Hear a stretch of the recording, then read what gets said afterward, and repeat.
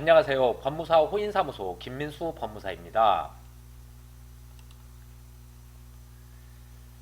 개인의 생을 고민하는 채무자들과 상담을 하다 보면 충분히 개인 파산도 가능한 상황임에도 불구하고 나이가 젊다거나 소득이 있다는 이유로 개인 파산은 생각조차 하지 않는 채무자들이 상당히 많습니다.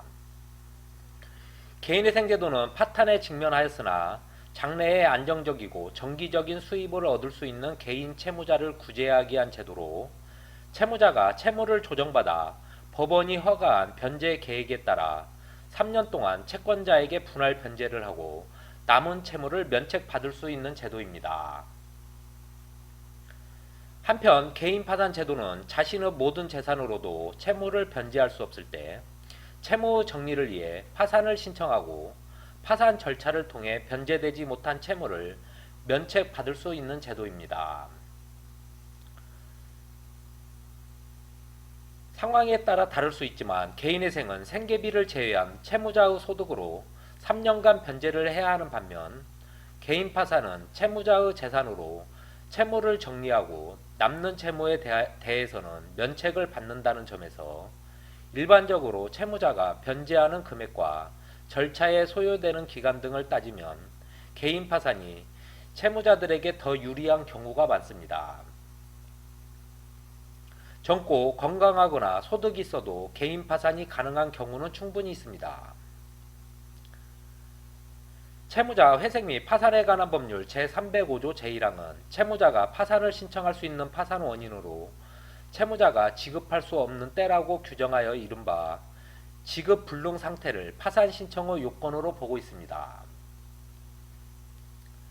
지급 불능 상태의 구체적인 의미 및 이에 대한 판단 기준에 대하여 대법원은 지급 불능이라 함은 채무자가 변제 능력이 부족하여 즉시 변제하여야 할 채무를 일반적, 계속적으로 변제할 수 없는 객관적 상태를 말하며 채무자의 연령, 직업 및 경력 또는 기술, 노동능력, 가족관계, 재산 부채의 내용 및 규모 등을 종합적으로 고려하여 채무자의 재산, 신용, 수입에 의하더라도 채무 일반적 계속적 변제가 불가능하다고 객관적으로 판단되어야 한다라고 하면서 부채 초과 상태에 있는 개인 채무자의 변제 능력에 관하여 구체적 객관적인 평가를 거치지 아니하고 단지 그가 젊고 건강하다거나 장래 소득으로 채무를 일부라도 변제할 수 있을 것으로 보인다는 등의 추상적, 주관적인 사정에 근거하여 함부로 그 채무자가 지급불능 상태에 있지 않다고 단정하여서는 안 된다고 판시를 하였습니다. 따라서 채무자가 젊고 건강하다거나 소득이 일부 있다고 하더라도 그러한 사정만으로 파산 신청을 불허할 수 없는 것이어서 비교적 젊은 나이라거나 소득이 있는 채무자도 충분히 개인 파산이 가능합니다. 법원이 개인회생 절차로 진행할 것을 권고하는 경우는 있습니다.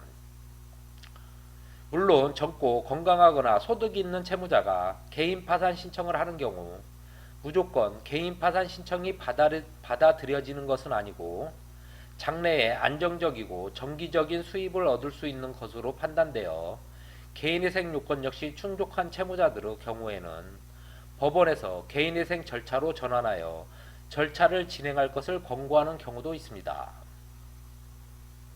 다만 이러한 경우라도 무조건 개인회생 절차를 진행해야 하는 것은 아니고 법원에 개인회생 절차를 진행하기 어려운 사유나 개인 파산 절차를 진행해야만 하는 사유를 적극 소명하여 받아들여지는 경우에는 법원의 권고에도 불구하고 개인 파산이 허용될 수 있습니다.